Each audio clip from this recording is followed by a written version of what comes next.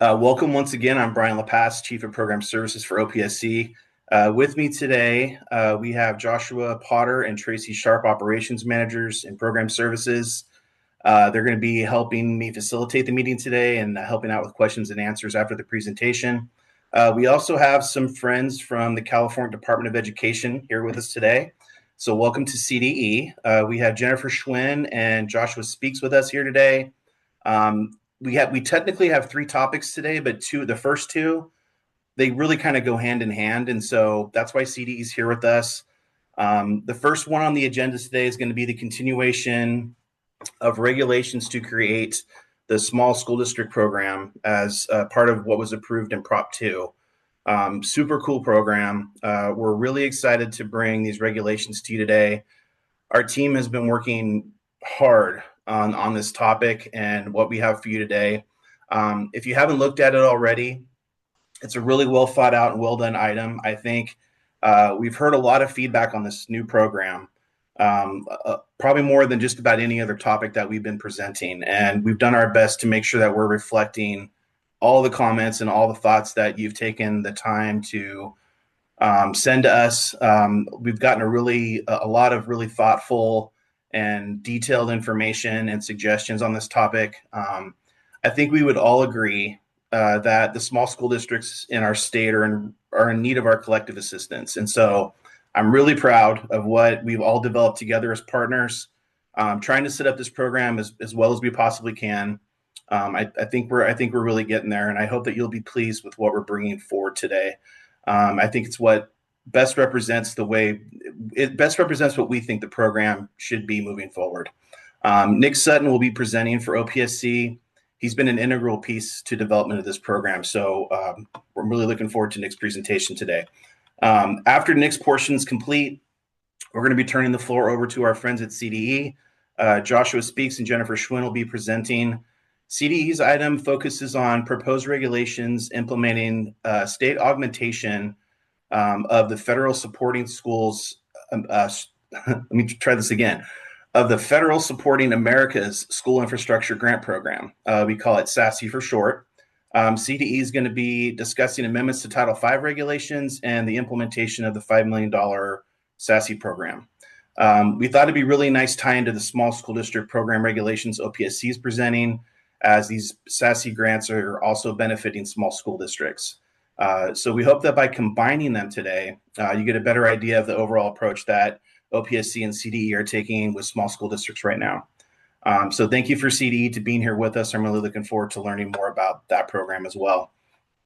Finally today, Kelsey Muramoto will be presenting proposed changes to the Form 50-01. That's our enrollment reporting form.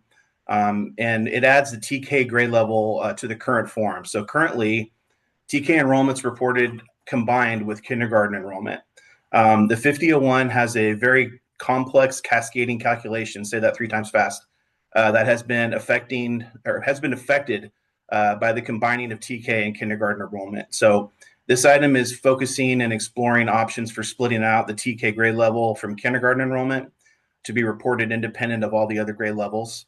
It's been a bit since we've talked about this, so please follow along closely as Kelsey goes through it. We have a proposal that I think makes good logical sense, and we've taken a lot of time to really check out how splitting TK out from making it its own grade level will affect the form. And even though it makes logical mathematical sense to separate out all the grade levels from one another so that the complex calculation works correctly, we're looking forward to seeing what you have in mind and any feedback you might have on that. So thank you again for being here today, spending your valuable time with us. Remember to use that Q&A function in Zoom if you have questions during a presentation, and then you'll be able to raise your hand between presentations to ask questions. We'll be posting this as we do with all of our public meetings. We'll be posting this to our OPSC YouTube channel, which is OPSCU. So if you're watching this after the live meeting here today, you'll have an opportunity to send us any questions or comments you may have as well. If we haven't already, we'll be shortly linking up the presentations in today's chat. We're working on getting a piece of it up on our website right now, but we should have it available at some point in the future here before too long. So without further ado, I will turn it over to Nicholas Sutton. All right, thank you, Brian. Good morning, everyone. I hope you all are doing well. As Brian mentioned, my name is Nicholas Sutton, and I'm back again to present and continue our discussion about the proposed implementation plans for the new small school district program, which I'll be referring to as new program throughout the rest of my presentation. Links to the full text and recordings from the prior 3 stakeholder meetings held on February 13th, April 17th, and June 26th of 2025 for this topic are provided in the item that you see on your screen now. Today's item addresses questions and stakeholder feedback that were not answered at the June 26, 2025 meeting. It provides revisions to the proposed regulations, and it presents the proposed applications for small school district program preliminary apportionment, form SAB 5012. Beginning on stamp page 4 of our item, please find a summary of the stakeholder feedback that was received either during the June 26, 2025 meeting or through written correspondence to our office. Let's begin with our first set of stakeholders feedback, which is actually in the paragraph just above the table there. OPSC received multiple comments regarding the proposed 180 and 45-day application periods that were presented previously and specified when certain applications would be accepted. After careful consideration of the stakeholder feedback that was received and the intent of Proposition 2 provisions for small school districts, OPSC has removed these proposals from the proposed regulations, and you'll see that later on when we go through the proposed regulations themselves. The proposed regulations now state that the new program will be open to all eligible small school districts as of November 2nd, 2026, assuming that the regulations are in effect at that time. Moving on to our stakeholder feedback that's presented in that table that you see there on your screen now. That starts at the end of stamp page 4 for anybody who might have a physical copy of our item available to them. A stakeholder did inquire during our last stakeholder meeting for this topic regarding the dollar amount of applications that are currently on the workload list or the applications received beyond bond authority, which I'll refer to as ARBA list for short throughout the rest of my presentation, for small school districts in particular. As of August 31st, 2025, the OPSC workload list consists of 71 new construction applications from small school districts for a requested amount of approximately $157.2 million in state funding. And that excludes duplicate applications that we've received, as well as COE requests from that total amount that you see there. Additionally, the OPSC workload list consists of 77 modernization applications from small school districts for a request of approximately $138.1 million in state funding. And again, that number excludes duplicate applications and any COE requests. On the ARBA list, there are 72 modernization and funding applications from small school districts, and they're requesting a total of approximately $77.4 million in state funding. And again, that number excludes any duplicate applications and those applications from COEs. Next, a stakeholder did recommend that OPSC allow districts to utilize their new construction eligibility that has been received but not yet processed to support the processing of their Form SAB 5012 submittals. The stakeholder also provided a scenario example as well, which you can read there on the screen. In response, OPSC proposes that if a small school district would like to use their current 3 or 5 year lock, they may remain on the workload list or the ARPA list. For small school districts that would like to participate in this new program, OPSC is proposing that the new program would require them to update their new construction eligibility when a Form SAB 5012 is submitted to our office for processing. This is to ensure that the 5-year projection and the 5-year eligibility locks that are associated are valid during the entire conversion timeframe, which does take up to 5 years. Like I mentioned in some of my previous items or previous presentations on this item, it's a 4 years given for the conversion to take place, but there is that ability for the board to approve an extension of up to 1 year to make it 5 years. Moving on, a stakeholder encouraged OPSC to consider maintaining unfunded small school district projects on a new list that specifically would be for this program, as well as on the existing ARBA list. The stakeholder also suggested that small school districts retain their place on either list based on the application date applicable to each list. And that would be either the original filing date or the date of the Form SAB 5012, whichever applies to that small school district. In response, OPSC is not planning to maintain any additional lists beyond the new program workload list at this time. However, OPSC does note that small school districts can continue to submit applications for funding that will be tracked on OPSC's existing workload list and/or ARBA list as applicable. Lastly, a stakeholder provided enhancement recommendations regarding streamlining application documentation and eligibility requirements, providing technical assistance with application submittals, and also clarifying the implementation for the project and construction management grant.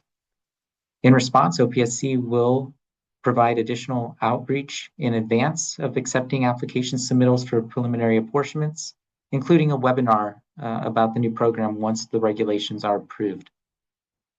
Following receipt of the preliminary apportionment, OPSC will continue to provide ongoing support for small school districts through the conversion stage.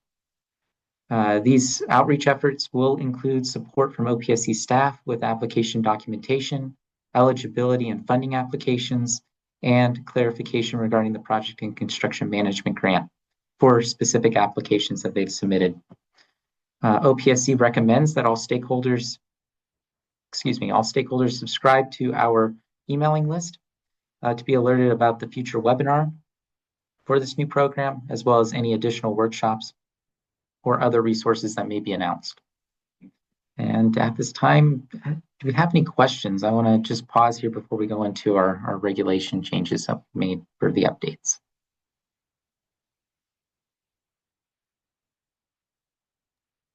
I'm not seeing anything so far, Nick. I think you're good.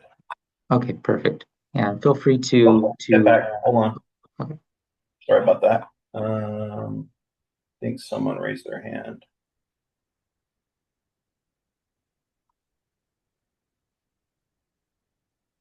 No, maybe not. I think we're good. Okay. All right. Perfect. Yeah, but feel free to use the chat, and I have a couple of other places as well in this presentation. There's going to be one more right after we go and get through these regulation changes to allow for questions. So, in addition to our responses to stakeholder feedback, OPSC has also updated the proposed regulations for this new program. The updated proposed regulations are included as attachment A8B, and a summary is provided starting on stamp page 7 of our item. And there's the summary right there.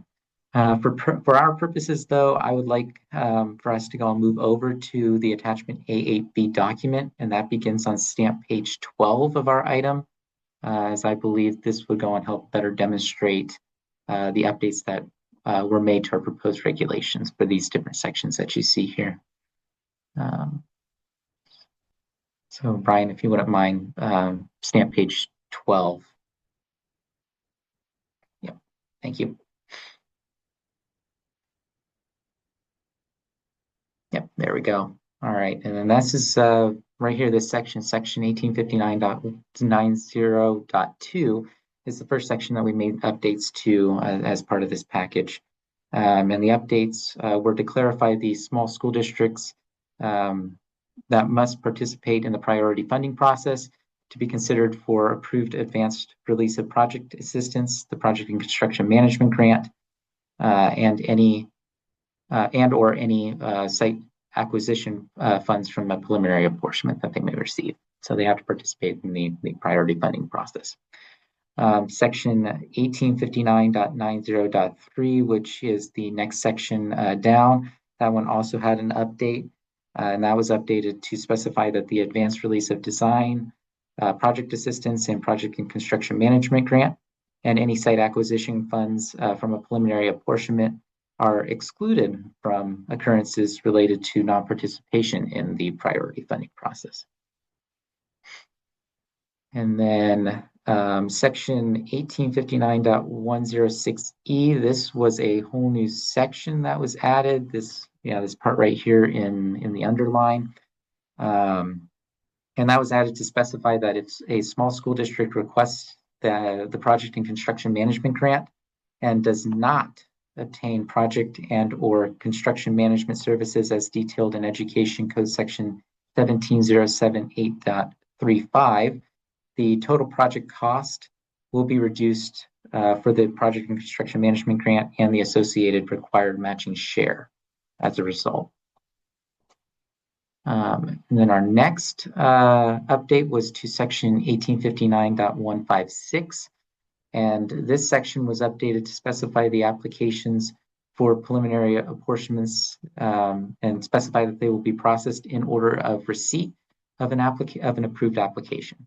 Section 1859.156 was also reorganized with the additions of sections 1859.156A and B, and these are to clearly list the requirements for new construction eligibility and modernization separately from one another.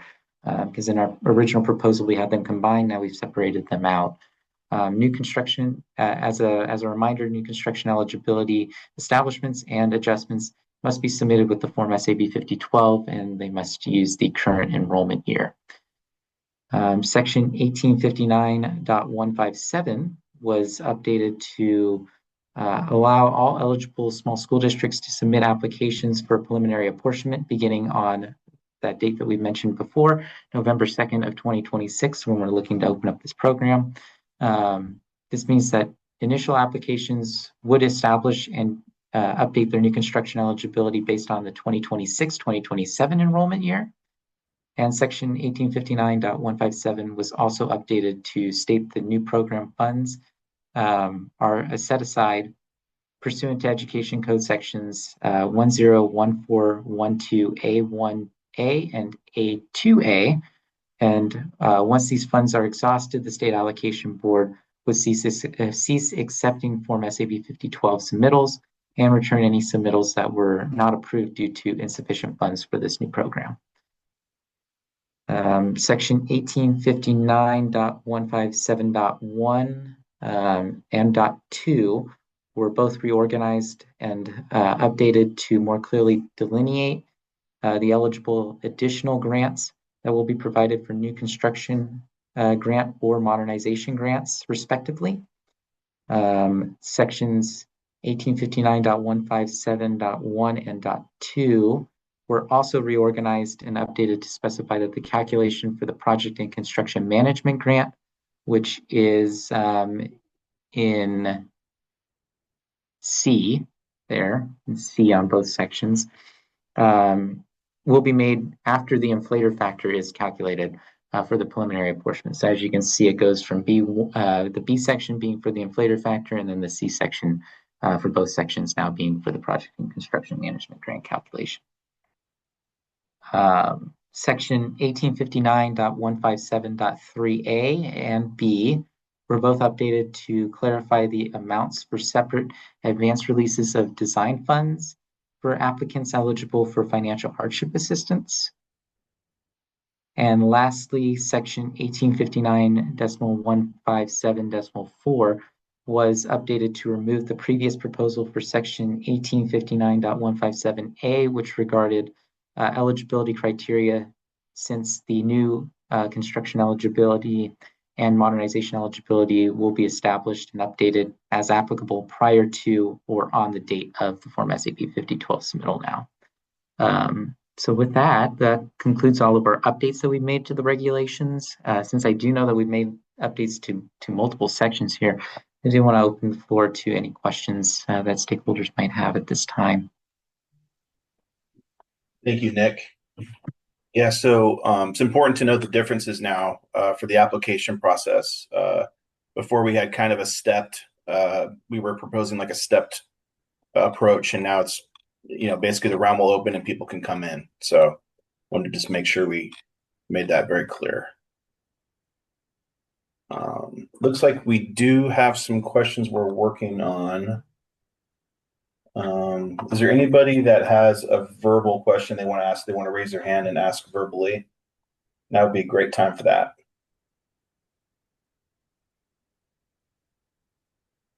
We are working on a couple of questions in the chat, but they're not quite ready to read out yet. Or in the Q&A, I should say, technically. We can answer them live, Brian. That's probably faster. So the first question has to do with the timing of small school district applications and how that relates to bond sales. For modernization, there's 400 million, and new construction 300 million, 330, I believe, million out of the new construction pot. As applications come in for the small school district program, our intent is to process them on a flow basis as they come in for the PAs, as fast as humanly possible, depending on how fast they come in and day by day, knowing that initially there'll be a big rush. All the small school district projects, we don't have cash on hand, so they still do the priority funding process. Initially, especially financial hardship school districts, they can qualify for advanced preliminary apportionment for the grants that had Nick had identified for like project construction and management, the advanced site design kind of funding.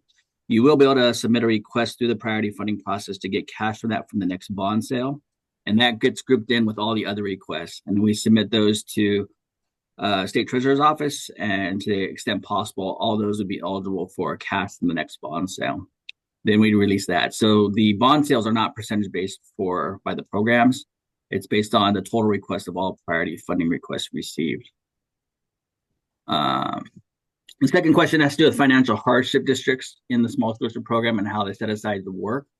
It's a little bit different from the TK program. In the TK program, we had cash. You're given the entire apportionment all at once. So our initial thoughts for this is you come in for financial hardship funding requests. We would process the request at the time we do your preliminary apportionment.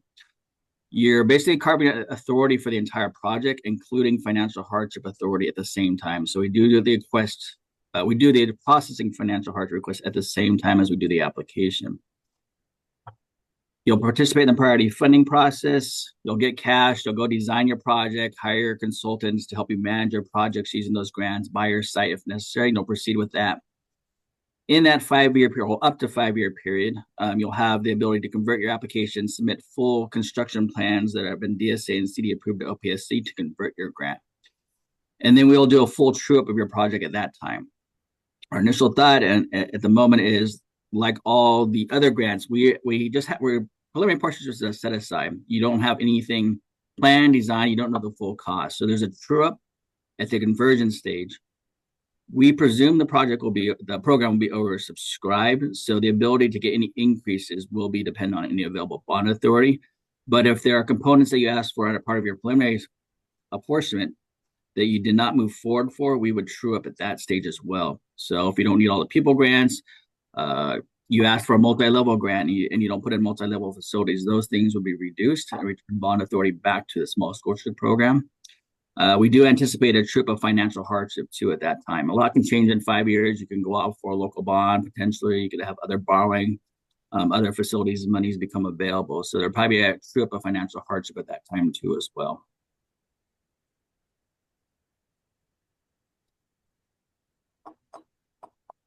Thank you. The only other Q&A I see right now is actually a statement from Rebecca Kaling. She says, on behalf of CASH, I want to thank you for modifying the proposal to remove the different application windows based on prior SFP participation. This ensures all small school districts are treated fairly. Thank you. Thank you, Rebecca. There's a second half to on this question, Brian, related to pupil grant requests. Many know that at the time you request your design funding, we carve out all your pupil grants for a new construction project at that time. Well, this one's related to modernization. We don't anticipate you being able to increase your pupil grants at the end for modernization. You are getting your carve out for bond authority based on the pupil grants you have.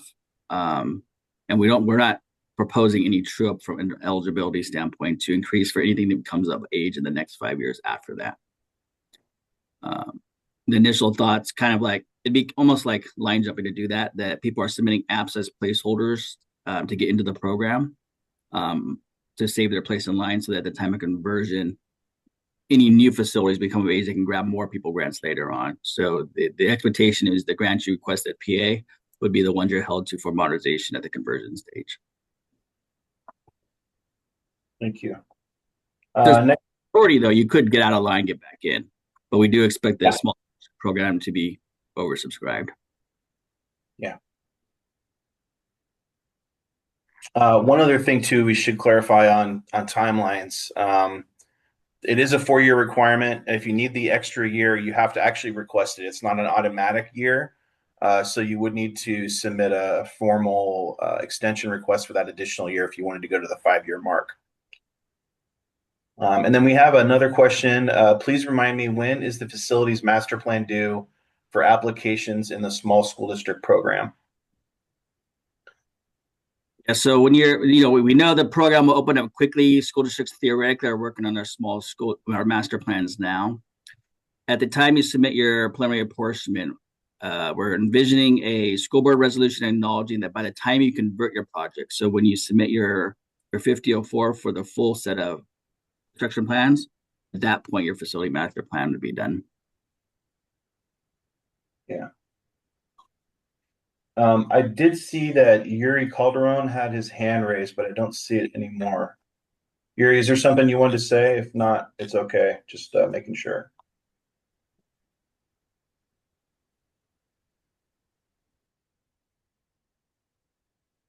Okay, I'm going to pause here for just a few seconds to make sure that we've gotten all of our questions for this topic.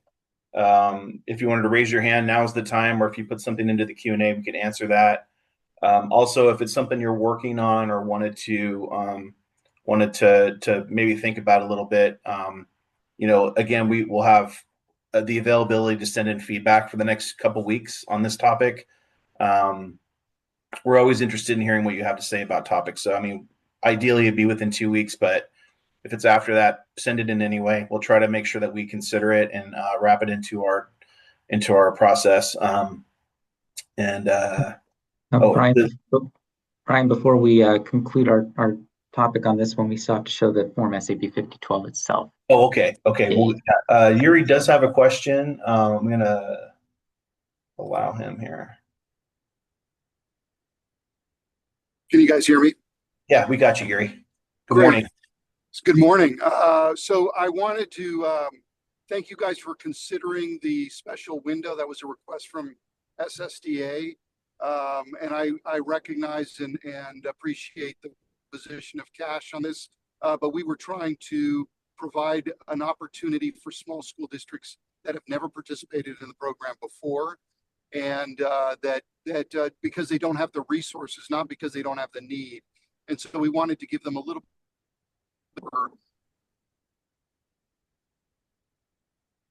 Oh, I think we might have lost Yuri. Sounded like he was breaking up there. Yuri, if you can still hear us, we'll give you an opportunity to chime in as soon as you're back. It sounded like you might have had a little bit of a rough connection there. Okay, so let's go ahead and go back to Nick's presentation. And then in the meantime, while Nick's going to be talking about our form, in the meantime, you can think of any more questions you might have and we'll address those. All right. Perfect. Thank you, Michael and Brian, for taking on those questions there. This concludes our updates to those proposed regulations for this new program. Now, as I mentioned, we'll be moving on to our final item of business for this topic, and that's going to be that OPSC is proposing a new Form SAB 5012, which small school districts would submit to be considered for preliminary apportionment. This proposed form is going to be a multi-use form for both new construction and modernization funding requests for the new program. A brief summary is provided on stamp page 8 of our item, but I'm gonna actually have them show our attachment A8C document for our item to allow everybody the opportunity to actually see the form and what we proposed here. So to start, let's begin on stamp page 27. We'll go past the instructions here. There's a whole bunch of instructions for the form, which will help small school districts and their consultants fill out the form. But this is what the small school districts will actually be filling out right here is this part. And let's see. As some of you may already be able to tell, this proposed form SAB 5012 is structured very similarly to our form SAB 5004 that we have already. For this proposed form, the small school districts will, in this case, unlike with form SAB 5004, they'll be actually entering in values and making selections based off of estimates. And these estimates will go and help us at OPSC reserve the amount of funding for this for the project that the small school district is submitting an application for. This proposed form currently allows for pupil grants, as you can see there in section 2, to go and be filled out. It allows for 50-year or older pupil grants to be filled out, which is 2B, that section. It allows for replacement funding for 75 years or older facilities, which is 2C. Or sorry, 2D. Actually, it's 2D. 2C's for new construction if they have an alternative enrollment projection. It allows for all new construction and modernization funding supplemental grants, which you'll start to see there in section 5. Those are for the new construction ones. And then it bleeds onto the next page as well. And these are like your site development, your energy efficiency, if you have that, fire alarm, fire life safety, all of that. Those are for 5 and 6 and split out just like the 5004, new construction and then modernization projects. You also have for modernization projects, the new ones that are passed as a result of Proposition 2 or are being proposed as a result of Proposition 2. And then those would include like the TK, the transitional kindergarten classrooms on the right-hand side for modernization with that table having to be filled out, as well as the minimum essential facilities have already been brought in. Energy efficiency has as well. So that's what we are looking at currently. We even have the career technical education component as well over on the modernization side of things. And then we also have excessive cost hardship grants, which will go and be in section 7. And then those would apply for both, well, you have it split out again for new construction and modernization. But depending on what your project has, you can go and apply for those grants as well. And then the local funding adjustment grant, which is at the end of this form. We included that so that way small school districts can go and reserve that amount of funding as well as part of their preliminary apportionment. In addition to all of those, as you've seen, there are a few other sections here. The small school district does have the opportunity to list a priority order, and then that would be in section 8 at the bottom of the previous page there. They can list a priority order. They should also be listing any return of a funding application if the submittal of this application will have the same exact scope of work that was previously submitted in an application to OPSC. That would be section 9. They'll want to make sure that they fill that out so that way we know to return the previous funding. If it's one that's being transferred from, say, our SFP workload list or our SFP, our current ARBA list, and being transitioned over to the new school, to the new program. We'll also want to make sure that we report any prior apportionments as well, if it's needed in the case of like a transition over and you've already gotten design funding for this grant or for site design for new construction. You'll want to make sure that you report that previous application number as well. Then we'll want to make sure that we report any alternative developer fees. That would be in section 11. We'll want to report that for new construction applications. And then make any adjustments to the new construction baseline grant for additional and or replacement classrooms, just like on the form SAB 5004. You'll be able to do that here on the 5012 as well. And then that's section 12. You'll just report them if they were not funded in a previous SFP project.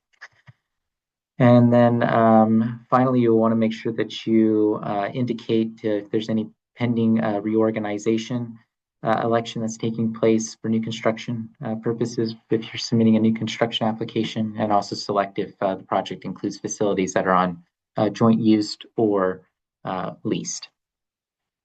So with that, I want to thank you all for taking the time to listen to our additional proposals for this new program.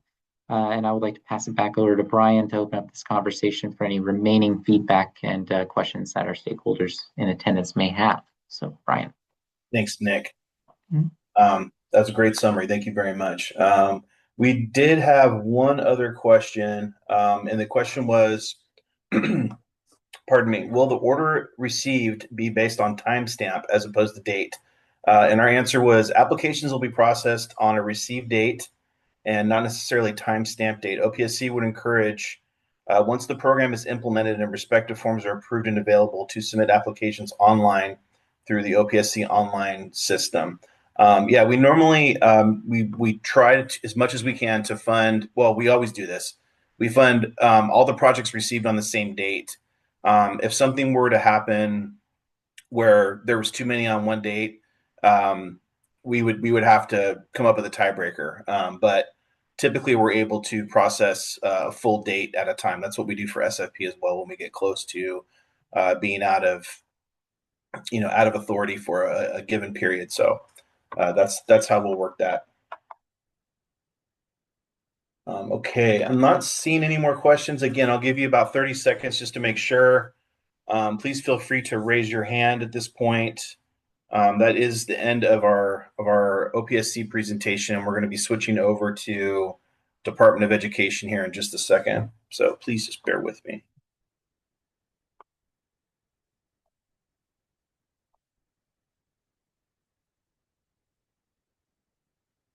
Ilana is asking, can a district who received design funds but has not completed DSA and CDE plan approvals participate in the small program prior to securing DSA and CDE approvals? Yes, you don't have to have those approvals to come into the program.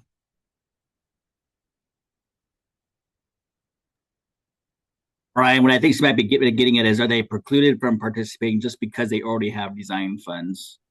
And the answer would be no for that also. That as long as we're not double funding a project, when you apply with your new 5012 form, we'll ask you what your prior application numbers is so that we can make sure we're drawing the pupil grants correctly.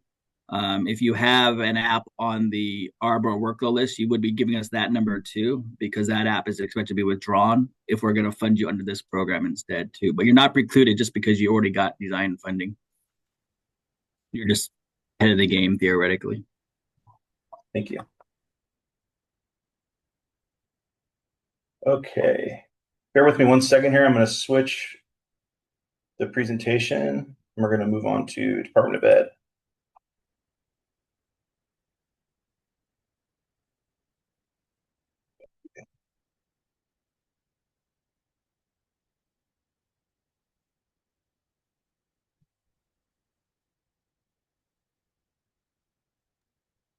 Okay, that should be up and going. And I'll turn it over to Jennifer and Joshua. Hi, everyone. First of all, I want to thank everyone for coming and listening to our presentation today. This is our second time bringing this item to this group, and I just wanted to thank everyone that we received feedback from with the first iteration of this program. I know that not everyone is going to see their feedback included in the changes that we've made, but please know that we did discuss it, we did consider it all, and there were a lot of great points and great things to consider that people brought up, even if they weren't ultimately incorporated in that. And I'll go into the details a little bit later in the presentation, but I just wanted to note that this program, the Supporting Priority School Districts program, which we're calling the SPSD, is different from what we're calling SASE, the Supporting America's School Infrastructure program. I know it's a little bit confusing right now because the programs are very similar, and that's why, as a part of this presentation, we're going to go over some of the key differences, but we are building out both of these programs at the same time, so it's important to keep them distinct from each other. So on our agenda for the day, we're going to be talking a little bit about the background, what the SPST program actually is. The main bulk of our time we're going to spend talking about the proposed regulations. Brian, if you could jump to the next slide. Thanks.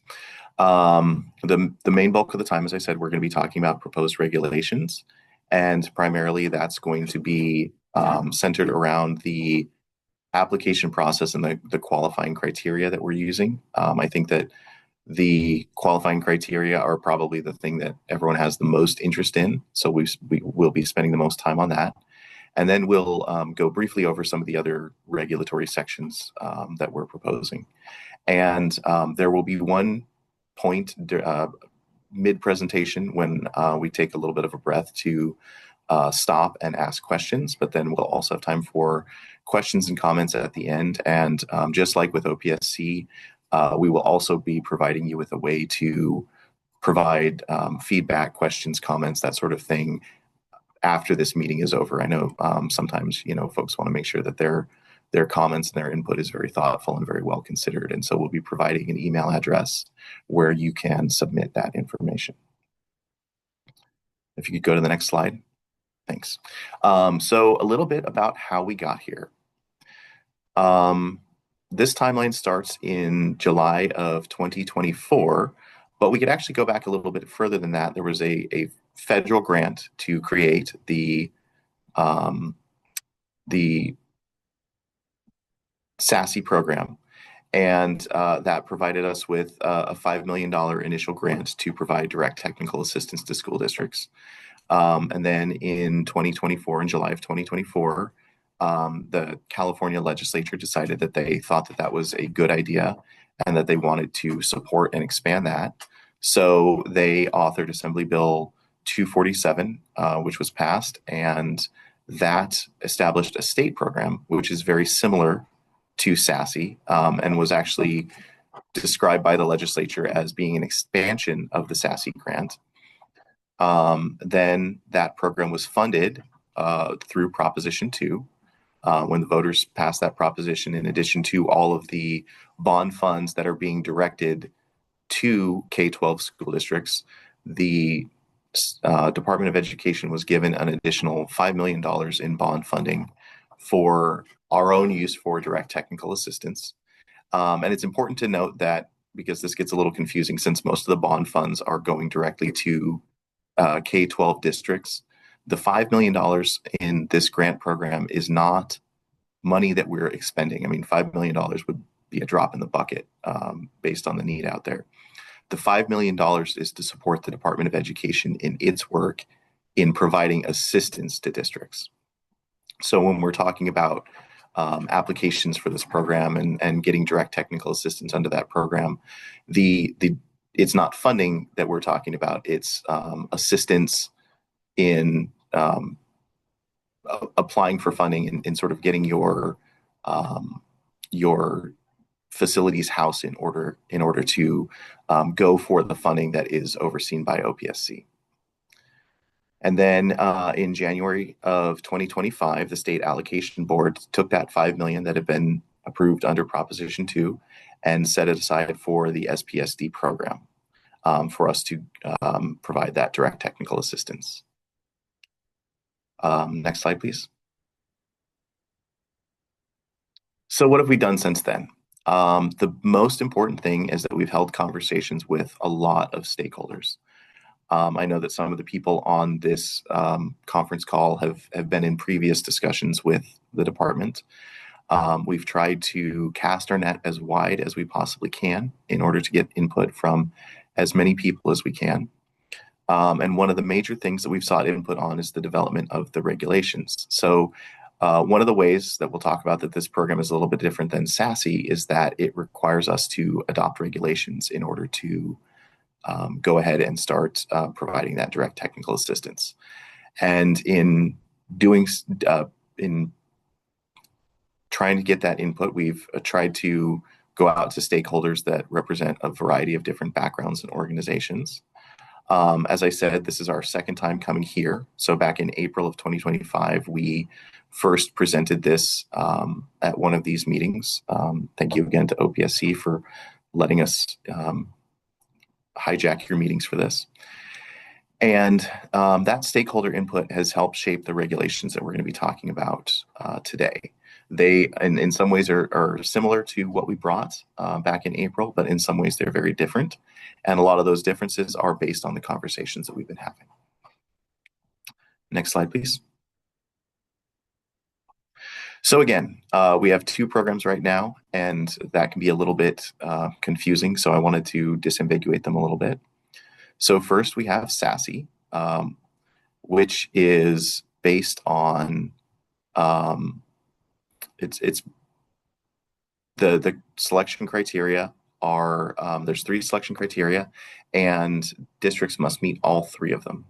Those selection criteria are an enrollment of 2,500 students or less, an unduplicated pupil count of 50% or more, and they cannot have received state allocation board funding in the past decade. And like I said, they must meet all 3 of those criteria. With the SPSD program, districts only have to meet 1 of these criteria. So the criteria are, again, enrollment of 2,500 or less, high unduplicated pupil count, and the legislation that was passed does not specify what is meant by high, low gross bonding capacity, and again, range was not specified in the legislation. That's one of the things we're going to be talking about today. And they cannot have applied for state allocation board funding. So I just want to note the difference between that and the criteria for SASE. In SASE, it's you cannot have received state allocation board funding in the past decade. Under SPSD, you cannot have applied for state allocation board funding, and there's no time limit on that.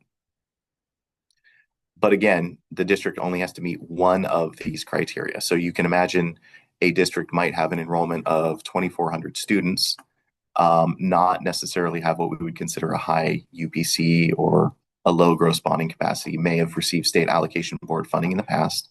They would still be eligible to apply. They won't necessarily receive funding because, as we're going to talk about in a few minutes, we'll be using a competitive process, but they'd be at least eligible to apply for the program. Next slide, please.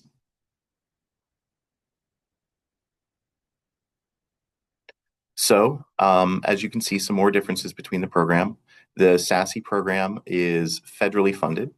It was a grant that we received from the federal government. And so the requirements are a little bit different. The Department of Education actually went out and, based on the criteria that we showed you on the previous slide, we are the ones selecting school districts. They don't have to apply for anything. They're contacted by CDE and told that they've been determined to be eligible for the program. And that program is entirely implemented through the contractual process.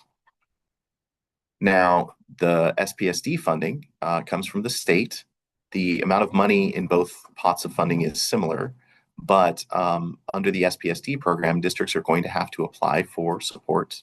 So there's going to be an application process, and the state requires regulations in order for us to implement the program.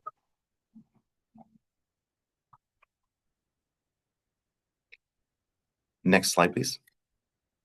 Okay, so we've talked a lot about the difference between SASE and SPSD, but what does SPSD, which is what we're here to talk about today, actually do? This is directly from the statutes. The bond funds are to be used for all of the following: direct technical assistance to school districts, to facilitate collaboration efforts between the department and other state agencies and county offices.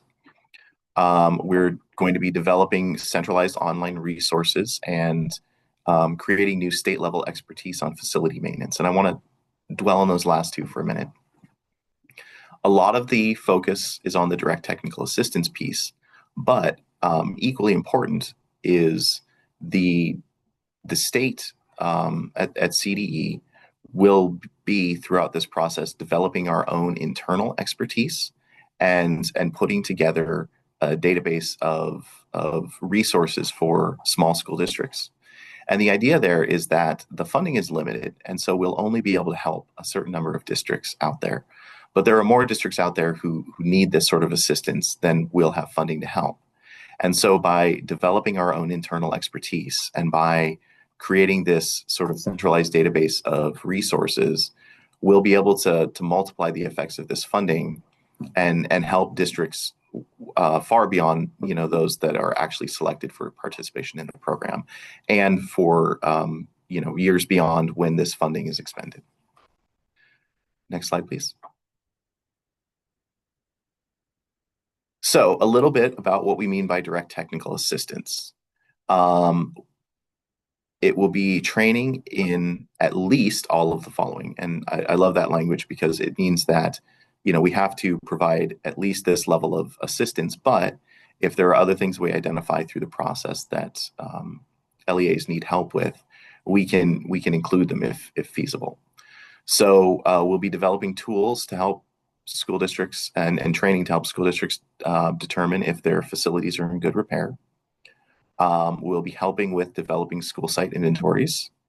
We'll be helping them with determining how to assess their facility needs. In small school districts, you don't necessarily have dedicated facility staff, obviously, and a principal or a teacher who's tasked with determining facility needs doesn't necessarily have that kind of background. So we'll be able to provide tools and assistance in how exactly you go about that process.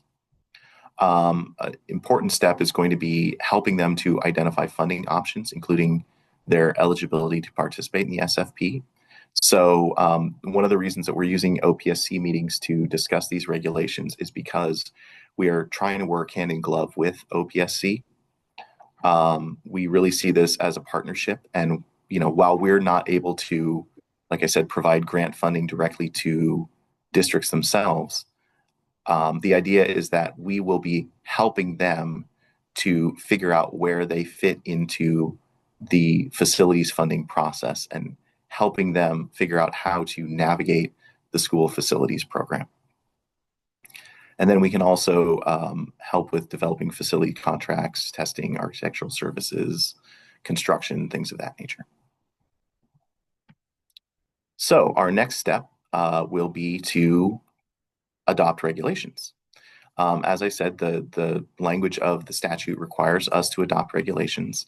And while it doesn't limit it to these, it requires us to specifically address the process for determining recipients of the direct technical assistance, to build a framework that we can use for collaboration efforts between state and local governments, how we're going to put together those online resources, and reporting and accountability measures so that we're actually making sure that these funds are being used in a way that is effective and helps to achieve the goals that the legislature set out for us.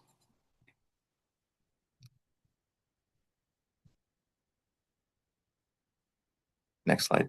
Oh, thank you. Never mind.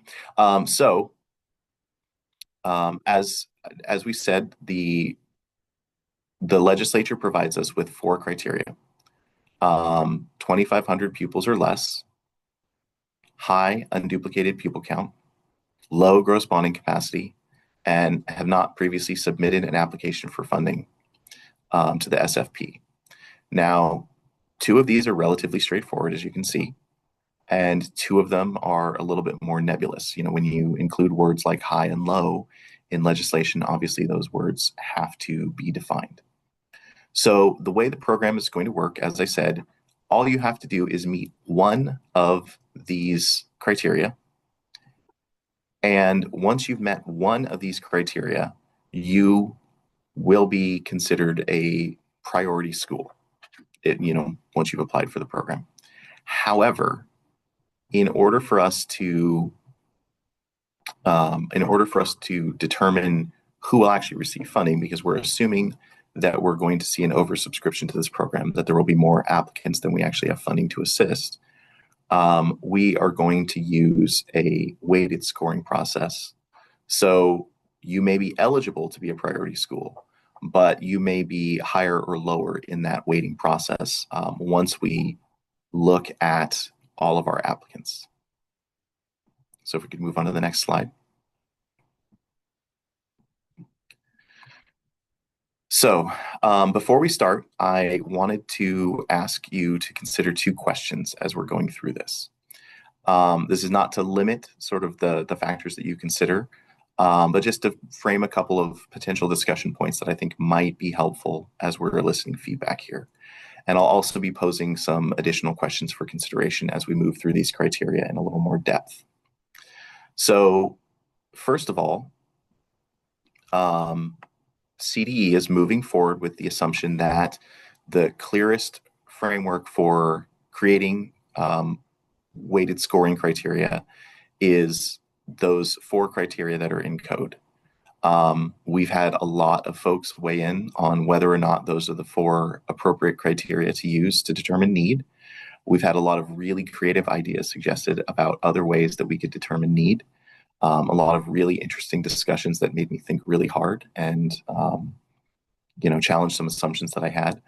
But at the end of the day, because we're going through the rulemaking process, we also have to make sure that we're hewing close enough to statute to have regulations that will stand up to the review process at OAL.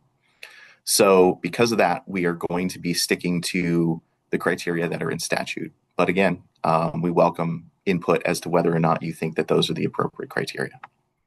Secondly, the department, like I said, we're not going to be able to meet the needs of all eligible districts. And so we're going to use this weighted scoring and award the technical assistance on a competitive basis. Now, as I said, we're hoping to benefit a much larger number of districts than are actually receiving the technical assistance through the online resources and the expertise that we're developing. But we want you to think through this process about how should we be prioritizing applicants. One of the big assumptions that we're making is that we should be prioritizing based on need, that the highest need applicants should receive first priority. But that's not necessarily the only way to prioritize them. So I just wanted to go through some of those questions, some of those thought provokers before we start on the weighted scoring criteria. So with that, the other thing I wanted to point out is that what we're presuming right now and the way we've written the regulations is that we are only going to have one application period.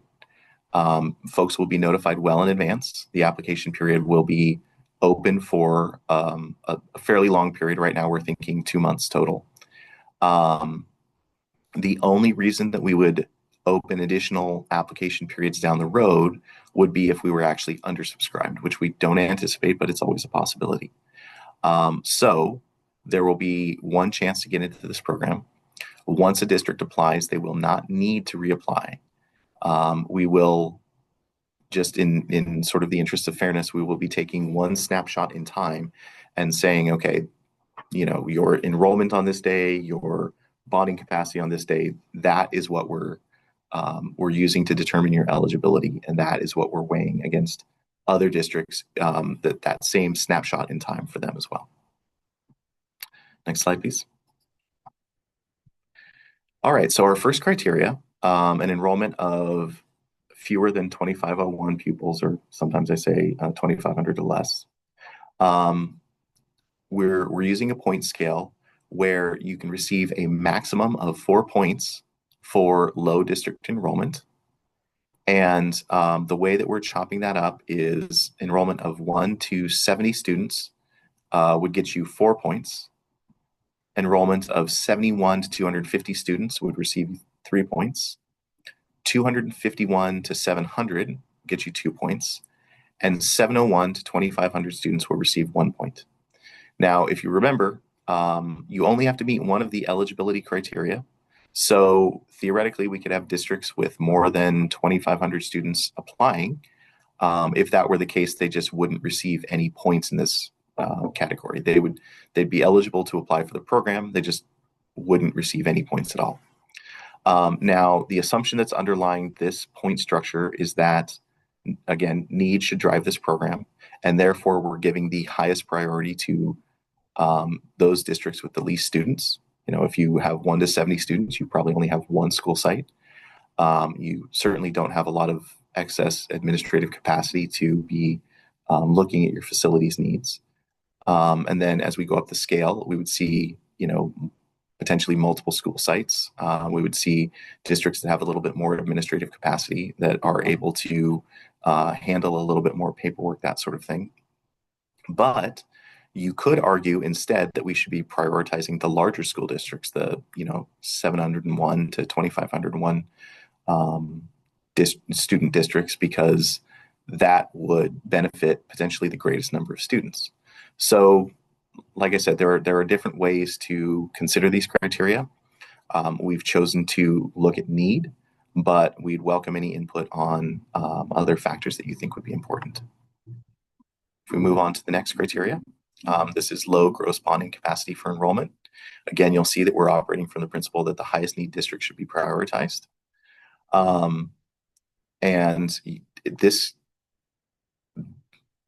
this particular criteria gets a maximum of 8 points. So it's twice as many as the previous criteria, the low district enrollment, because we believe that bonding capacity is a really direct measure of a district's ability to spend on facilities. And so you'll see the categories are chopped up here again into 4 different categories, 8 points, 6 points, 4 points, or 2 points, depending on your bonding capacity per enrollment. And that bonding capacity per enrollment is just divided. It's the district's total gross bonding capacity divided by total enrollment. Again, we'll take one snapshot in time. We know enrollment varies from year to year, but even if you're being helped in one of the out years of the program, if you're receiving technical assistance in year 2 or 3, your eligibility will be determined by your information during that application period. If we could move on, the next criteria is high unduplicated pupil count.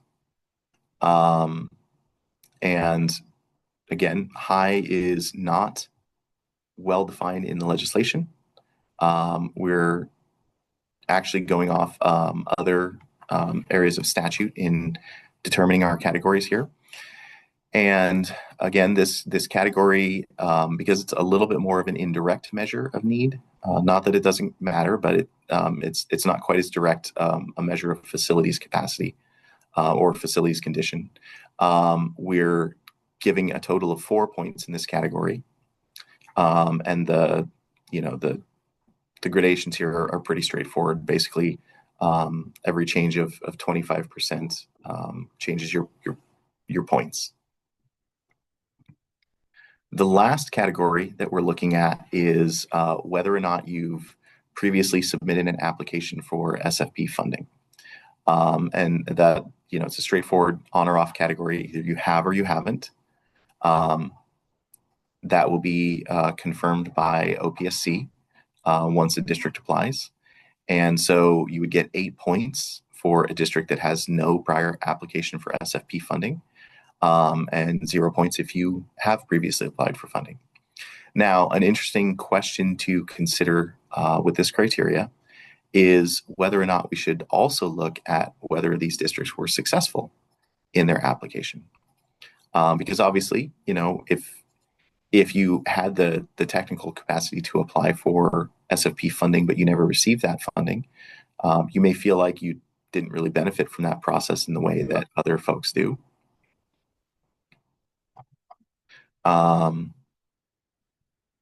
So that's something to consider. But at the moment, this is just an either or category. Either you get the full 8 points or you don't get anything, depending on whether you've applied before.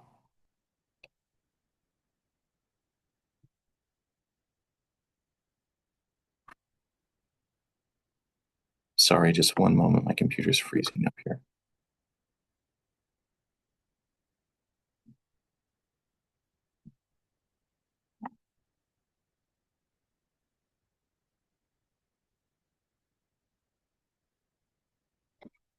Okay, sorry about that.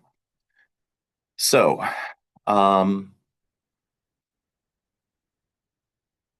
our application process as we were thinking through how we would have school districts apply, we were trying to think from the perspective of a potential priority school. And so we were considering what the barriers they would face would be to participating in this program. The main barrier that we saw, the main challenge that we saw was that priority school districts often have limited capacity and limited resources for applying for new programs, participating in programs, things of that nature. So in order to simplify the process, we determined that one way we could reduce that barrier would be to use criteria that we already have internally, that we can sort of supply ourselves without requiring districts to fill out a bunch of additional paperwork. Of the statutory criteria between OPSC and CDE, we have all of that information, except we don't necessarily have bonding capacity data.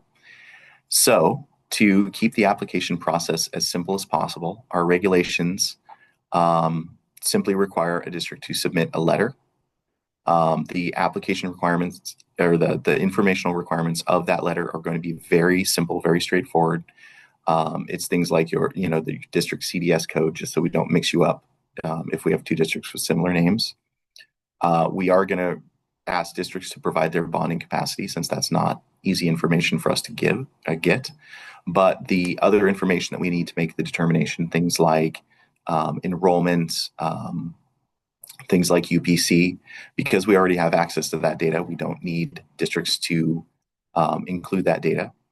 The letter has to be signed by the superintendent or their authorized designee, and in signing that, they have to certify that they are providing correct and accurate information, and they have to indicate their agreement to comply with any additional informational requirements that the department has. Primarily, those would be around the reporting that we're going to have to do.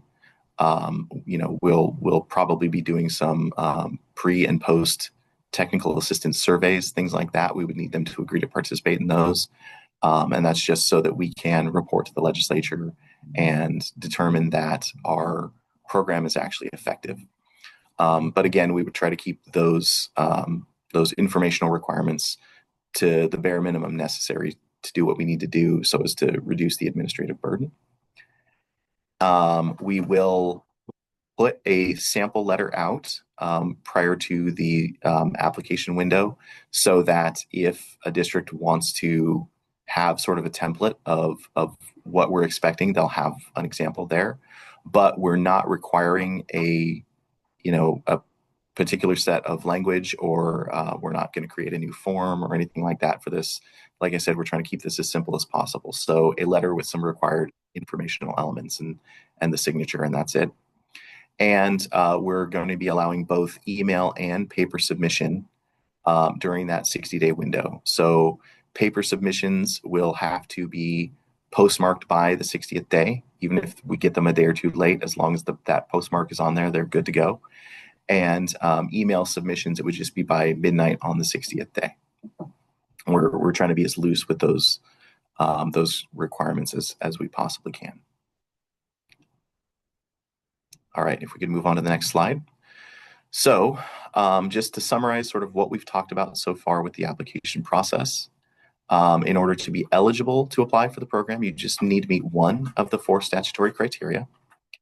If the interest exceeds the capacity, which we're assuming it will be, then we're going to use the weighted scoring that we just went over. And we're trying to use a real simple application process. So I know I've thrown a lot of information out there relatively quickly. So at this point, I'd like to take a quick pause and see if we have any questions, any comments, any input. So if you haven't already done that, you can use the raise hand button, or you can use the Q&A feature. Thank you, Joshua. Yeah, I don't see anything at the moment. We can give it just a sec here, though. There's definitely nothing in the Q&A, and I don't see any hands raised at the moment. So just give it just a few seconds here. Okay. And I just want to reiterate that you do not feel pressure to jump in with any questions, comments today.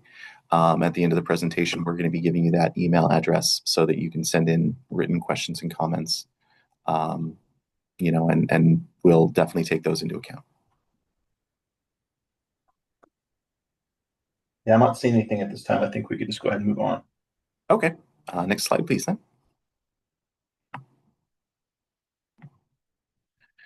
All right. So we just wanted to talk a little bit about the framework for state and county collaboration. The main thing that I want to emphasize here is that everyone is eligible to participate in this network. It is not just for priority school districts.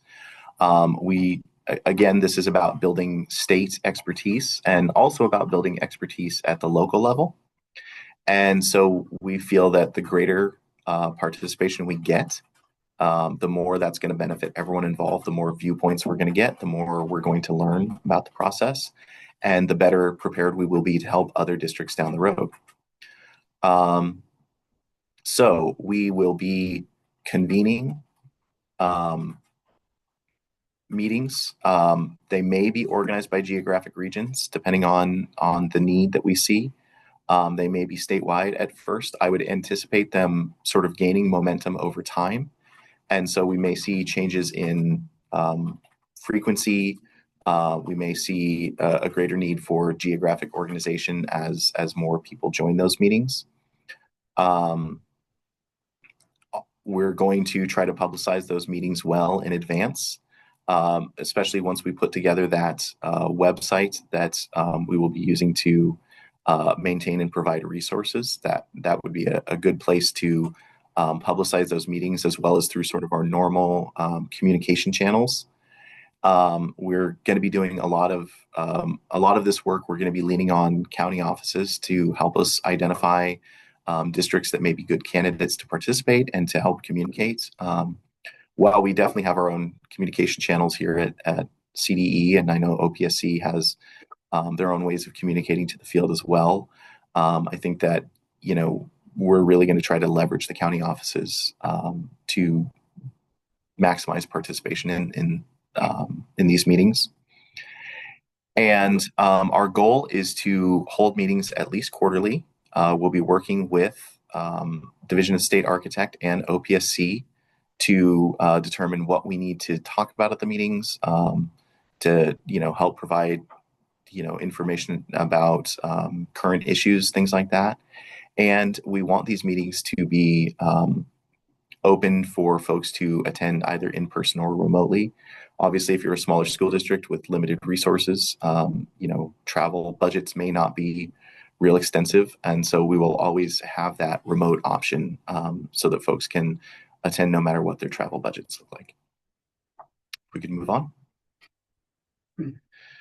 So development, maintenance, and accessibility of online resources. That is a complicated way of saying that we are going to create a website, a webpage dedicated to this work.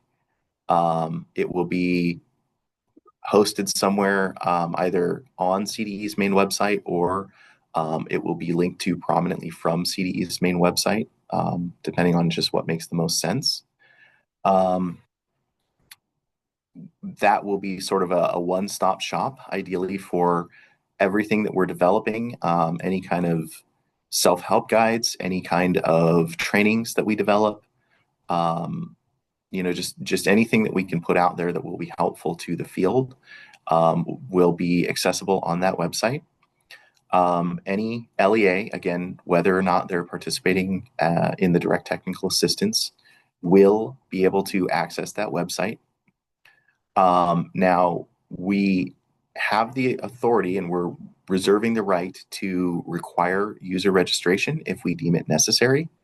If we required user registration, again, it would be free. It wouldn't, and it wouldn't be sort of a way to choke certain people out of access. It would just be a real simple, identify your school, identify your maybe your county, that sort of thing. And that would be more, we sort of anticipate something like that being needed if we were to start being able to really drill down regionally It would help us to be able to organize our users and maybe put information in front of them that is more relevant to their particular situation. So as we customize the website, as we get more information out there, that would be the kind of thing that would potentially require user registration, but it wouldn't be used as any kind of a screen to keep people from accessing the resources there. Next slide, please. Okay, so reporting and accountability. Not only is this required by the legislation, but it's just good sense. If we will be expending these funds over a period of several years, and lessons that we're learning in year one of providing direct technical assistance should inform how we do things in year two, in year three, and so on and so forth. And so what we're proposing is annual reports to the legislature, and those would be due by July 1st of every year, starting in 2026. Once we're done expending the funds, there would be a summary report due by December 31st of, that would be 2030, I believe. That would sort of be our final assessment of how the program went. And some of the things that the reports are going to include would be how we're using those funds for administrative purposes, how much of the funding is going to direct technical assistance, how much is being used for development of the website and other web resources. We'd also be looking at the number of districts served, the number of sites potentially that we visit, the number of buildings that we assess.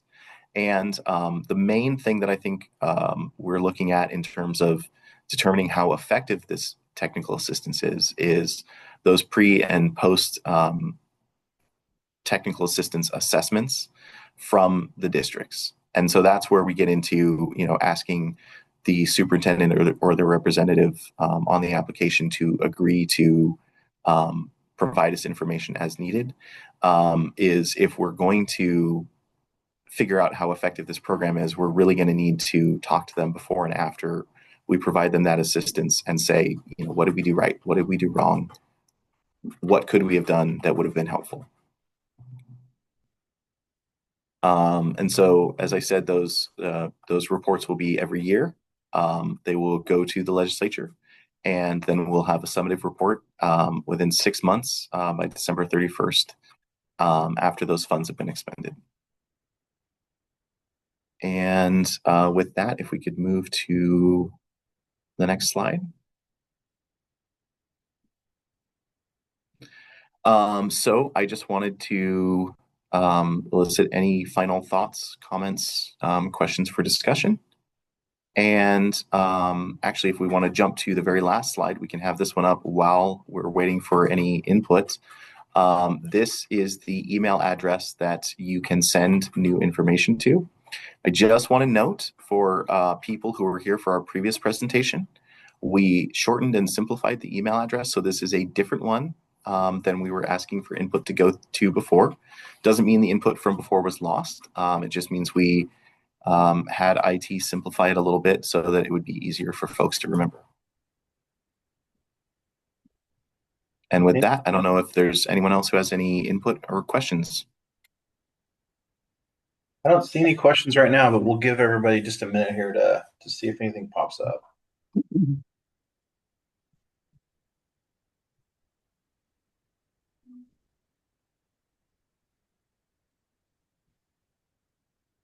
It's pretty quiet out there. All right. Joshua, I always take that as meaning that everybody's really pleased with the presentation. So there's no questions. That just means you did a great job. Fingers crossed.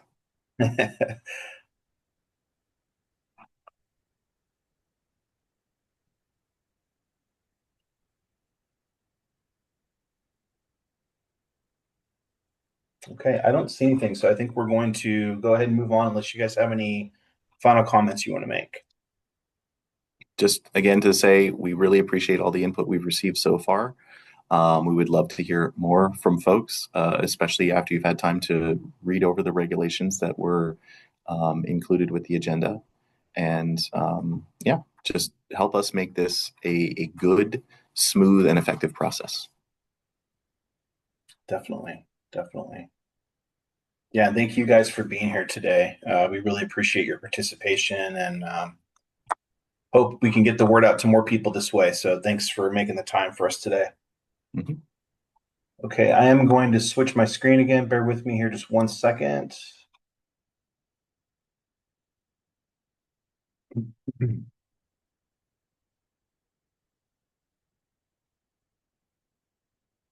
All right.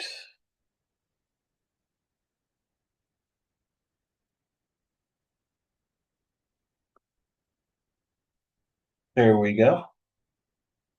Kelsey, it's all yours. All right. So hi, I'm Kelsey, and today we will continue our discussion on the evaluation of transitional kindergarten, TK, pupils in school facility program, SFP enrollment projections. This follows up on our last stakeholder meeting on February 20th, 2025. For reference, the background section of this item includes links to the full text and recording of that meeting. Today in my presentation, I'll be covering stakeholder feedback and OPSC responses, summary of results, which has two parts, the acknowledgement and testing results, and then lastly, OPSC's recommendations. So beginning on page 33 of the item, you may find a summary of the stakeholder feedback and OPSC responses from the February 20th meeting. First and foremost, we want to thank everyone who viewed, attended, and participated in that meeting, and to those who provided feedback. We truly appreciate your input. The first stakeholder indicated that option 1 appears to be the most accurate projection, with option 5 being the second, once the TK age expansion is complete. OPSC acknowledges the stakeholder's comment that with the TK age expansion fully implemented in the 2025-2026 school year, option 1 appears to be the most logical. To continue the discussion and analysis on how the different projection methods align with actual enrollment 5 years later, OPSC tested the 5th year enrollment projection using 2019-2020 as the current enrollment year and compared it to the actual enrollment data reported to the California Department of Education, CDE. These results are shown in the staff analysis/discussion section. The second stakeholder indicated that selecting a methodology now would be premature because TK isn't fully phased in yet and recommends continuing discussions and additional analysis on how different enrollment projection methods align with actual enrollment trends and needs. OPSC acknowledges the stakeholders' concerns that selecting a methodology now could be premature. However, because TK enrollment is reported as a separate grade level on CDE's data quest and is now a more consistent part of enrollment, OPSC suggests moving forward with selecting a methodology at this time, or selecting an option at this time, and to allow a phase-in of the new methodology. This recommendation accounts for the length of time it takes to process approved applications for new construction funding and is further explained in the staff analysis/discussion section of this item. Okay, so on page 34, the third stakeholder asked how OPSC will address applications submitted under the current projection method process, given the potential negative impacts districts may encounter with changes to the Form SAB 5001, and suggested either implementing the program prospectively for future applications or allowing applications filed prior to reporting TK enrollment as its own grade level to have the option of using the old or new Form SAB 5001 if they can show loss of eligibility to the extent that funding will be jeopardized. This stakeholder also indicated that the current methodology should be updated due to full implementation of TK this year. Excuse me. OPSC appreciates the stakeholders' feedback. In consideration of these suggestions, OPSC proposes a phase-in of the new methodology, which is further explained in this item. All right, so on page 35, the fourth stakeholder favored option 1, stating TK should be its own distinct population. Current methodologies for calculating kindergarten should not be altered, and projection methods that use TK enrollment to directly calculate future kindergarten enrollment via cohort survival, like options 2 and 4, are flawed. This stakeholder also indicated that option 3, which uses the average TK enrollment, would be pointless compared to using the actual TK enrollment once TK is fully implemented. Also, the stakeholder mentioned that although option 5 keeps TK distinct without altering current kindergarten methodology, this option adds complex alterations to the Form SAB 5001 compared to option 1. OPSC agrees that option 1 appears to be the best option because the linear weighted average calculation is applied to both TK and kindergarten using actual TK enrollment data. As mentioned, OPSC has tested the fifth year enrollment projection using 2019-2020 as the current enrollment year and compared it to the actual enrollment data reported to CDE. Results are shown further in this item. Okay, so at the bottom of page 35 and the top of page 36, the fifth stakeholder suggested to use more recent data, inclusive of 2022, 2023, and forward, when TK has been phased in and TK enrollment has increased. The stakeholder also provided observations and input for all of the options, favoring option 1 overall and option 2 with more analysis. OPSC acknowledges this stakeholder's feedback that it would be beneficial to test the options using more current enrollment data. After careful consideration, OPSC opted to test the accuracy of the Form SAB 5001 by testing the fifth year enrollment projection using the 2019-2020 as the current enrollment year and comparing it to the actual enrollment data reported to the CDE. Again, results are shown further in this item. Okay, so at the beginning at the bottom of page 36 is a summary of results. I will now move into our acknowledgement section and walk through OPSC's proposed plan, which is to select a methodology now with a phase-in approach.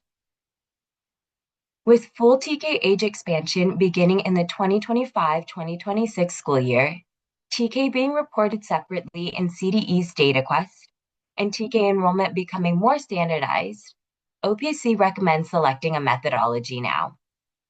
As explained on page 37, after the last stakeholder meeting, OPSC tested the accuracy of option 1 by using 2019-2020 school year as the current enrollment year. This allowed the 5-year enrollment projections to be compared to actual enrollment data reported to CDE for the enrollment years 2020, 2021 through 2024-2025, giving a measure of accuracy between the current methodology and the proposed option 1 methodology. It is important to note that in 2019-2020, 2019-2020 was also chosen to avoid COVID-19 impacts on enrollment, though residual effects may still have influenced the 2020-2021 through 2024-2025 enrollment trends. Also, TK was not a common grade during the 2016-2017 through 2019-2020 school years. However, now, with full implementation of TK age expansion in 2025-2026, TK being reported as its own grade level to CDE, and diminishing COVID-19 impacts, OPSC finds it appropriate to modify the Form SAB 5001 to treat TK as its own grade level, as reflected in option 1.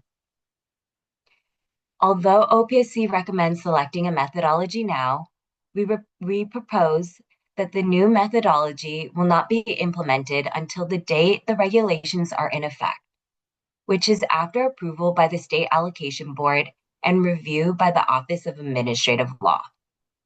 For example, if option 1 is adopted, the revised form will add a separate TK row with its own linear calculation. And I will discuss the proposed phase-in timing of option 1. For a visual of the phase-in timing of the current and new methodology, please see the top of page 38. Okay. So for the first box, this is what we propose for the phase-in timing.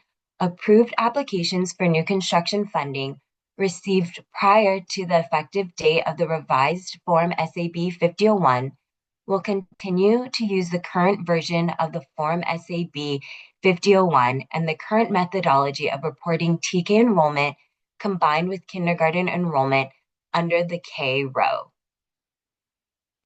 Okay, and then in the second box, approved applications for new construction funding received on or after the effective date of the regulations through October 31st, 2026 will use the revised Form SAB 5001, but will have the option to use the current methodology by leaving the TK row blank and entering the TK enrollment combined with the kindergarten enrollment under the K row. A linear projection calculation will then be used for the K row. And then for the third box, approved applications submitted on or after November 1st, 2026 will be required to use the new methodology on the revised Form SAB 5001 and will enter the TK enrollment separately in the TK row with the linear projection calculation used for both TK and kindergarten. This phase-in recommendation accounts for the length of time it takes to process approved applications for new construction funding and allows school districts to plan for potential enrollment changes. I will now discuss the results for testing option 1, which uses actual TK enrollment and applies the current kindergarten linear weighted average calculation on the Form SAB 5001 separately for TK and kindergarten and uses the current cohort survival projection methodology for grades 1 through 12. With data now available through 2024-2025 on DataQuest website, OPSC compared those fifth-year enrollment projections for option 1 with the actual enrollment reported by the school districts to CDE. On page 39 and 40 are the results for the fifth-year projection. The 1 through 5 year projected enrollment for the current and proposed option 1 methodologies compared to the actual enrollment data reported to CDE and the projection calculations can be found on attachment C1B. Page 40 has an overview of the results, and we found on average option 1 overestimated actual enrollment by 5.28% for medium and large school districts. OPC acknowledges that residual COVID-19 impacts may have influenced these trends. It is important to recognize that projection enrollment can be impacted by 10th year enrollment projections and augmentations to 5th year enrollment projection, like modified and alternate weighting, birth data, and dwelling units. Implementation of option 1 would not impact school districts' ability to use these augmentations or alternate weighting methods. Also, small school districts showed greater variability when testing option 1. Even small changes in TK or kindergarten enrollment can have big effects compared to medium or large school districts. Thus, it is important to note that Proposition 2 now allows small school districts to lock in eligibility for 5 years, adding stability amid these fluctuations. Also, in reviewing data in option 1, it appears TK and kindergarten enrollment trends fluctuate independently, supporting TK as its own grade level. Option 1 projects TK separately, which reduces the impact of TK fluctuations on kindergarten and future grades, providing a clear representation of overall enrollment trends.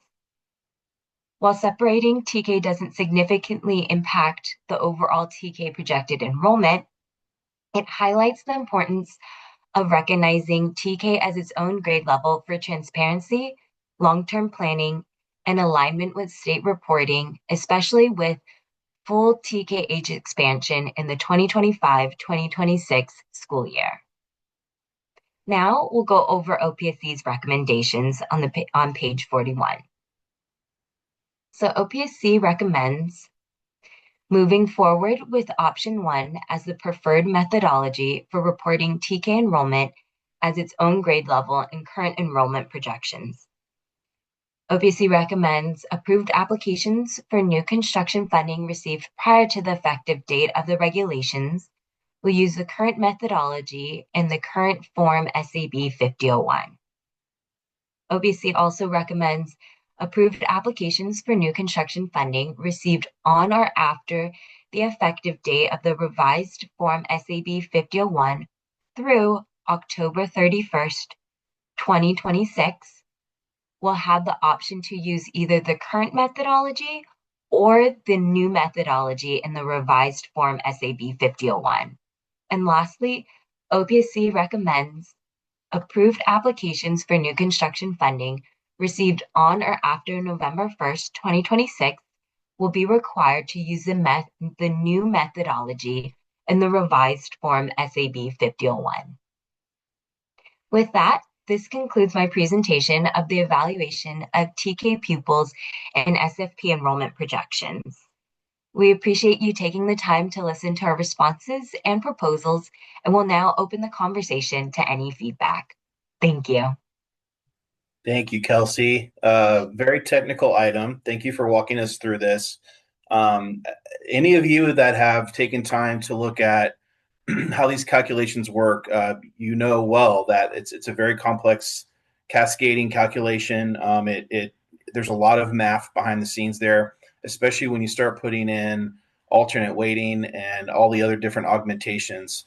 Our approach to this was, it was really hard to draw hard conclusions from our data. The data did show us a lot of really valuable information, but we wanted to highlight the abilities of the form to sort of augment your projections the way that best suits your district. Every district's a little bit different. Honestly, I've seen hundreds, if not thousands, of updates and over the years, and they're all really unique. And so it is important that you explore those options. We hope that this is a kind of a good the way that we're going to slowly bring it into being a requirement. We hope that enables all of you out there to plan for changes that might occur from updating the form. We really think it's the best way to go, and I think the feedback that we have gotten reflects that as well, that everybody is kind of on board with option 1 and keeping TK separate. The good thing about the way that we've presented it, I think, is that the TK enrollment is projected independently and then added into the K through 6 enrollment, so it's not affecting the way the form worked prior to when TK was really a kind of a more prominent thing. The form hasn't been altered. And so we're really just adding in an independent TK projection on top of what we've used for the entire lifespan of the SFP. So I think it really makes a lot of sense. And I think, mathematically it's challenging to illustrate everything because everything is so variable. So we definitely encourage you to make use of those tools that are available in that form and in our regulations for projecting your enrollment the way it's best suited for your district. So I don't see any questions. I'm going to wait just a few minutes longer. But those of you that have made it all the way through today, it's been a pretty technical meeting. I really appreciate everybody's time today and you all spending your morning with us. I know how valuable your time is, how busy most of you probably are. And so as I've said many times before, this partnership and this process is integral to getting good programs on board and making sure that our regulations are the best that they can be. So thank you so much for being here. we do look forward to any feedback we might receive too. So we're definitely looking forward to that. I see a question here from Ilana.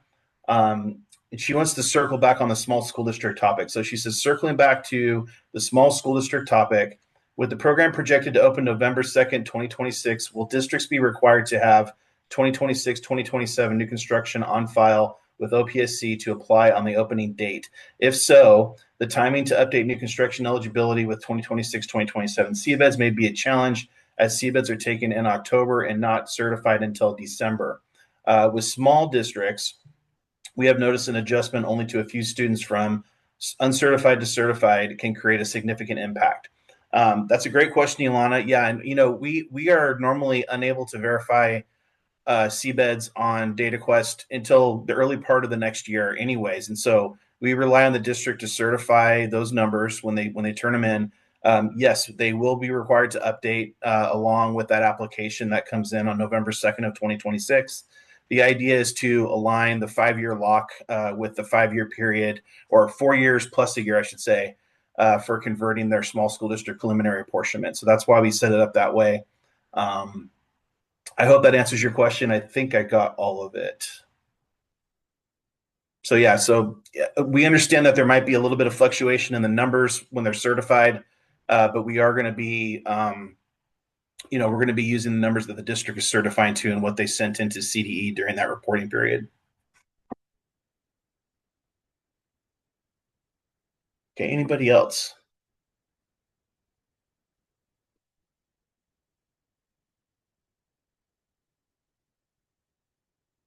I'm trying to remember when our next meeting is.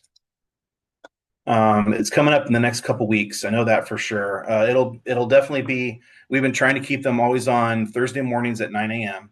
And we'll have some more information, I'm sure, on our upcoming meetings to be released to all of you. I think it's tentatively scheduled for Thursday, October 9th. Thank you. Thursday, October 9th. All right, that sounds good. Yeah, so that'll come quick. So please take some time and look these over. If you have thoughts, please send them to us. We're very interested in hearing what you have to say. We should have the recording of this meeting up on our YouTube page in the next day or so, maybe 2 days. And all of the items that we presented today are available on our website. With that, I'm not seeing any other questions. Thank you all for being here today and for spending some time with us. I hope you all have a fantastic rest of your week and weekend, and we will be seeing you again soon. Thank you. Thank you.